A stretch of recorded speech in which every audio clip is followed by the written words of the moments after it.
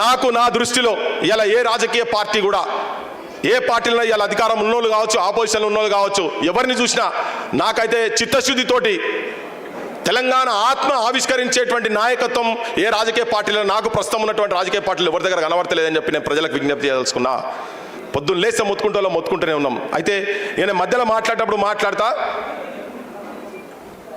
ఇది వేలాది మంది, లక్షలాది మంది ఒక చిన్న ఇన్విటేషన్ పెడితే లక్షలలో పోయింది అది.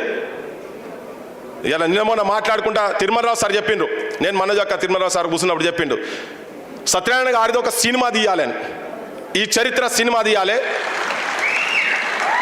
బరాబర్ తీద్దాం సార్ అని చెప్పిన. శంకరన్నకు ఆల్రెడీ అనుభవం ఉంది.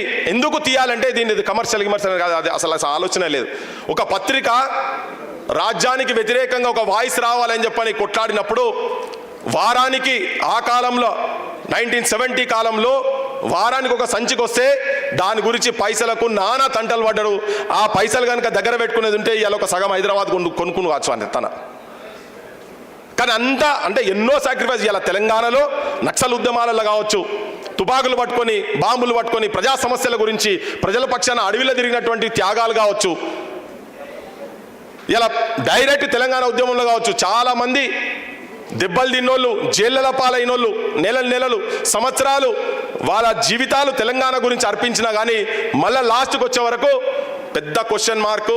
ఇక్కడ మొత్తం ఆంధ్ర ఆధిపత్యాలకు సంబంధించినటువంటి, ఆంధ్ర పెట్టుబడిదారు వర్గాల చేతులలో ఉన్నటువంటి రాజకీయ వ్యవస్థ అన్ని రాజకీయ పార్టీలలో ఉంటుంది. కాబట్టినే ఇవాళ ఈ మీటింగ్ తెలంగాణ ప్రజలకు ఒక దిక్సూచి లెక్క ఉండాల్సిన అవసరం ఉన్నది కనుక చెప్పదలుచుకున్నాం. 54లో రాసిండు, తెలంగాణ సోదరా తేల్చుకో నీ బ్రతుకు మోసపోతివ నీవు గోసపడతావు అని. పోయిన ముఖ్యమంత్రి చంద్రశేఖర్ రావు చెన్నారెడ్డి వచ్చి ఉద్యమంలో ఒక యాంకర్ ఆయన అడుగుతుంటే చెన్నారెడ్డి పెద్ద నాయకత్వం వహించింది కదంటే, కాదు అంతకు ముందే తెలంగాణ చాలా భీకరంగా కొట్లాడింది, భావజల వ్యాప్తి కిందాక పోయింది, తనను ఉద్యమానికి ఆహ్వానం పలికిండ్రు అని అన్నాడు అని చెప్పిండు. రావోయి మర్రి చెన్నారెడ్డి ఇకనైనా రావేమి వెర్రి చెన్నారెడ్డి, రావోయి రామచంద్రారెడ్డి ఇకనైనా రావేమి మూగచంద్రారెడ్డి అని పదం చెప్పిండు. ఆ పాట చెప్పిండు. నాకు నిన్న రాత్రి దొరికింది అది. మా వాళ్ళంతా వెంకటంతా చూస్తుంటే దొరికింది అది. అది పెడితే లక్షల మందికి పోయింది. కానీ చెప్పే క్రమంలో ఒక్కసారైనా కనీసం ఇది ముచ్చలెత్తనగా రాసిందని మాత్రం చెప్పలే. ఆ దుర్మార్గు నోట్లకెళ్ళి ఆ పదం రాలే. ఇవాళ అంటే అటువంటి నిజమైన చరిత్రలు ఇవాళ జై తెలంగాణ పత్రిక వస్తే అందరు రంగులు బయటపడతాయి. ఇంకా చాలా మంది ఉన్నారు, అన్సంగ్ హీరోస్ చాలా మంది ఉన్నారు కదా.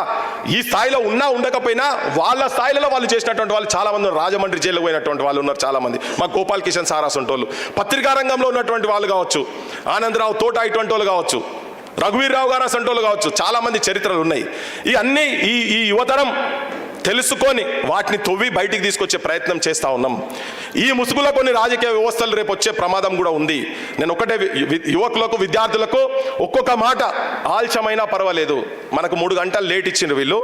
ఒక్కొక్క మాట 3 గంటలు దాటినాక కూడా మనం మాట్లాడుకుందాం. లైవ్లో చాలా మంది చూస్తున్నారు, రికార్డ్ అవుతుంది.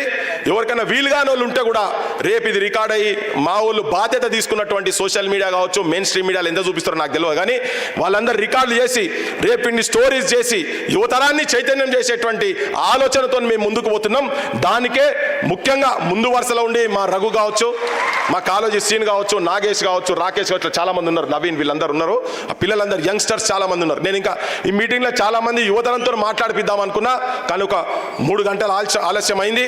ప్రతి మాట రికార్డ్ అవుతుంది, ప్రతి మాట తెలంగాణ పల్లెలకు పోతుంది, తీసుకుపోతాం, ఇన్స్పిరేషన్ చేస్తాం.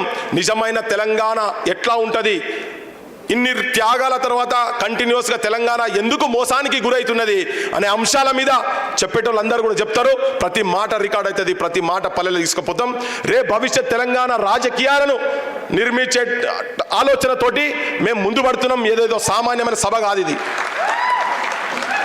బరాబర్ ఇప్పటి వరకు తెలంగాణ వచ్చిన తర్వాత తెలంగాణ గుండె నిండా ఉన్నటువంటి నాయకత్వం, రాజకీయ నాయకత్వం తెలంగాణలో లేదు కనుక ఇవాళ ఇటువంటి వాళ్ళ ఒక్కొక్క మాటలు, ఒక్కొక్క రాతలు పల్లెల్లో తీసుకుపోయి, నేను కూడా ఇటువంటి వాళ్ళ మాటలు రాతలు ఈయనే పెరిగినోని. నేను ఊకే చెప్తుంటా, అల్లం నారాయణ గారు కావచ్చు, మా జయదిర్ తిరుమలరావు సార్ కావచ్చు, సరే కొంతమంది అటు ఇటు పోయి ఉంటారు వేరే విషయం. కానీ వీళ్ళ మాటలు వీళ్ళు రాసిన పాశమంకులు అయితే ముఖ్యంగా తన చాలా మామూలుగా రాయడు, ఇప్పుడు రాస్తలేడు. అది కూడా తెలంగాణకు మోసమే, తన చేస్తున్నది మోసం. రాస్తలేడు, నిజమైన చరిత్ర రాస్తాడు, మొత్తం తెలుసు తనకు. రాయాలి, తన కూడా రాయాలి. పాశమంకులు మీరు రాయాలంటూ ఎవరైందనేది కూడా రాయాలి. తన కలం పెడతలేడు, మాట్లాడుతున్నాడు. కానీ మాట్లాడితే రాస్తే అది వేరే తిరగబోతుంది, జనానికి వేరే తిరగబోతుంది. ఇవన్నీ వీళ్ళ రాతలు. మాడబు శ్రీధర్ అన్నయ్య కావచ్చు, ఇటువంటి వాళ్ళు అందరి ఇవాడు కూర్చున్న విరాసత్ అన్న, ఇటువంటి వాళ్ళందరి కూడా ఈ మాటలు ఉపన్యాసాలు విద్యార్థిలో ఉన్నప్పుడు అవన్నీ ఇమిడి నెత్తిలో ఉండి ఈ ప్రస్తుతం రాజకీయ వ్యవస్థను ఎందుకో డైజెస్ట్ అవుతలేదు. అది అద్భుతమైన నీతివంతం. మా చంద్రకుమార్ సార్ ఉద్యమంలో లేకపోవచ్చు, కానీ భవిష్యత్ తెలంగాణ ఎట్లా ఉండాలనే దాని మీద తనకు స్పష్టత ఉన్నది. ఎన్నో పోరాటాలు చేసినటువంటి మా విమలక్క ఇప్పుడు ఆఖరికి వచ్చే వరకు వీళ్ళు కూడా ఉన్న రాజకీయ నాయకత్వం దగ్గరికి ఏదైనా అవసరాలు ఉన్నా ఏమున్నా కానీ వాళ్ళు కూడా ఎవరు సాటిస్ఫైడ్ లేరు. మా జిల్కర ఎక్కడనో నాయకత్వం పట్టుకుని ఆయన మొత్తుకుంటున్నారు, అందరు మొత్తుకుంటారు. మా సంగిశెట్టి అన్న కావచ్చు, అంటే ఎక్కడనో స్కైబాబా కావచ్చు, ఎక్కడనో వాళ్ళ లోపట అరే మనం ఓడిపోయినామా అనే ఒక ఆవేదన ఉన్నది. ఈ ఆవేదనను రేపు రాయండి, పల్లెకు తీసుకుపోదాం. నిజమైన తెలంగాణ ఎట్లా ఉండాలనో, ఎటువంటి మనస్సులు, ఎటువంటి మనస్తత్వాలు, ఎటువంటి ఆలోచనలు, ఎట్లా ఆచరణలో ముచ్చల సత్యనారాయణ గారి జీవితాన్ని ఆదర్శంగా తీసుకొని ఆయన ఆచరణలు చేసి చూపించింది. ఉట్టిగా చెప్పలే. మేధావి అంటే ఎట్లా ఉండాలంటే తన చెప్పింది బుద్ధుడు చెప్తాడు. ఊకే మా పాశవంకులు ఎప్పటికి చెప్తా ఉంటాడు ఆ విషయం. ఆచరణ ఉండాలి. ఆచరణ లేని ఉట్టి కథలు చెప్తే నడవదు. ఆచరణాత్మకంగా ఏది చేసినా కానీ ఆచరణలో ఉండాలి. ఉట్టిగా కూర్చొని నువ్వు రాస్తే కాదు, రాసి పెట్టుకుంటే కాదు. ఈ ఆచరణలో ముచ్చరత్న గారి జీవితం ఒక ఆదర్శవంతమైన జీవితం, ధైర్య సాహసాలతోని. ఇవాళ చాలా మంది మంత్రి మండలంలో ఉండి కూడా ఎవరేం బయట మాట్లాడే పరిస్థితి లేదు. కానీ ఎప్పుడు కూడా అది ఆంధ్ర ముఖ్యమంత్రులు కావచ్చు, ఆంధ్రప్రదేశ్ ముఖ్యమంత్రులు కావచ్చు, తెలంగాణ రాష్ట్ర ముఖ్యమంత్రులు కావచ్చు, అంటే ఏదో కోపానికి వచ్చి ఇవాళ బూతులు మాట్లాడుకుంటే అట్లా కాదు. ఒక ఆలోచన పరతోటి తెలంగాణ నా ఇల్లు తెలంగాణ అనుకునేటువంటి ఆలోచన ముచ్చరత్న గారికి ఉండే. ఆ ఆలోచన రాజకీయ వ్యవస్థలో ఉన్నటువంటి వాళ్ళకి కావచ్చు, రేపు భవిష్యత్తులో రాజకీయ వ్యవస్థలో ఉండేటువంటి వాళ్ళు ఇది నా తెలంగాణ అని కనుక అనుకునేది ఉంటే ఈ తెలంగాణ బాగుపడుతుంది, తెలంగాణ ఒక ఇల్లుగా నిలబడుతుంది, లేకుంటే వల్లకాడైతున్న తెలంగాణ అని చెప్పదలుచుకున్నా. ఆ ఆలోచన గుండెల నిండా ఉన్నటువంటి వాళ్ళే ఈ వేదికల మీద ఉన్నారు. కొంతమంది వేరే పార్టీలకు పోవచ్చు, అటు పోవచ్చు ఇటు పోవచ్చు, ఇదంతా. కానీ వాళ్ళ లోపల ఒక బాధ కూడా ఉంది. వీళ్ళందరూ ఏదో రాజకీయాలలో ఏదో కావాలనుకుని అయితే పోలే.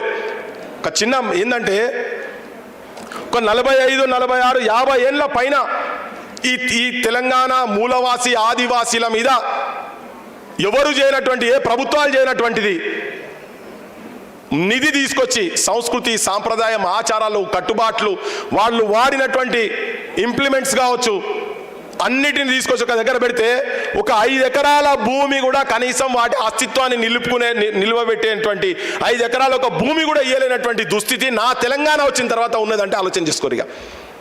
అది తిరుమలరావు సార్ చేసింది. అది మొత్తుకుంటుంటే ఇది తెలంగాణ ఇట్లున్నది. కుటుంబాల దిక్కు చూసేది ఏం లేదు. నేను రాజకీయ ఉపన్యాసం గురించి కాదు నేను చెప్పేది, నేను వాస్తవాలు చెప్తున్నా.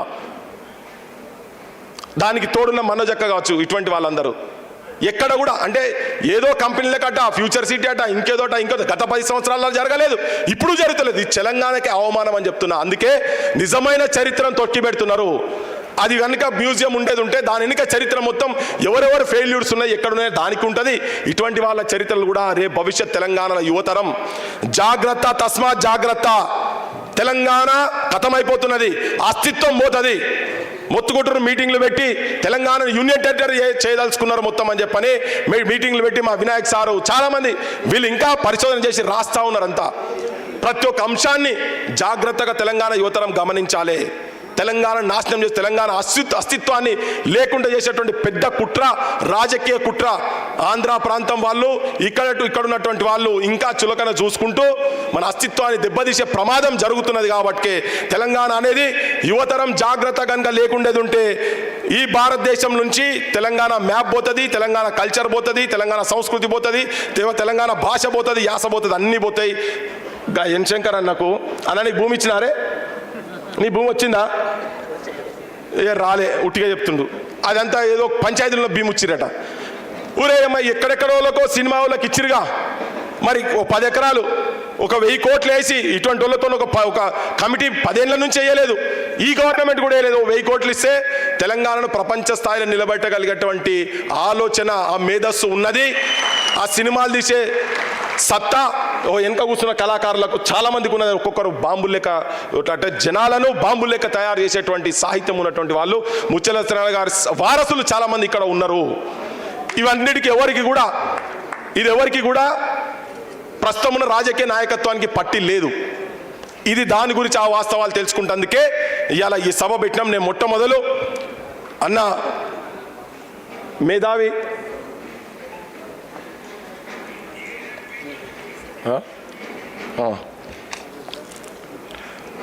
నాన్నతోని, మా నాన్న వాళ్ళ నాన్న ముత్యాల సత్యనారాయణ గారు, ఆచార్య గారు ఇద్దరు మంచి స్నేహితులు. ఈ మధ్యలో కొన్ని ఆధారాలు దొరికేటందుకు కూడా అన్న వాళ్ళ నాన్న తీసుకొచ్చినటువంటి పేపర్లు తీస్తే చాలా విషయాలు దొరికినాయి.